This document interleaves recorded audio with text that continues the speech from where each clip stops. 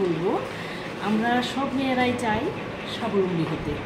তাই লেখাপড়ার পাশাপাশি আমাদের উমেন্স কলেজের এনএসএস ইউনিট আমরা আজকে এই কর্মসূচিটা নিয়েছি যে মেয়েদেরকে বিভিন্ন ধরনের প্রশিক্ষণ আমরা দেব। এই প্রশিক্ষণের আওতায় আমরা নিয়ে এসেছি। বিশেষ করে মেয়েদের নিত্য প্রয়োজনীয় জিনিস হচ্ছে ব্লাউজ শেখানো।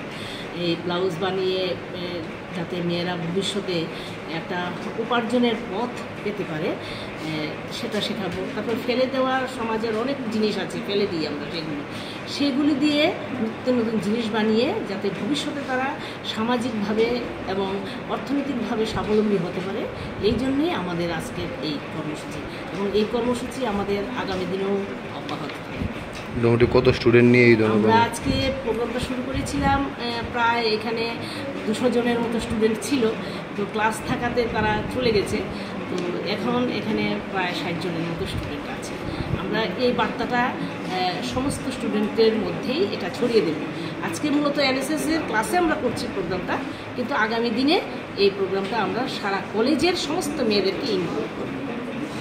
কে প্রশিক্ষণটা দিচ্ছে? আমাদের টিচাররাও আছে, আমাদের এক্স স্টুডেন্টরাও আছে। আমাদের এই প্রশিক্ষণের টিচার আর কি, আমাদের টিচাররাও আছে, স্টুডেন্টরাও আছে। আপনার পরিচয়টা?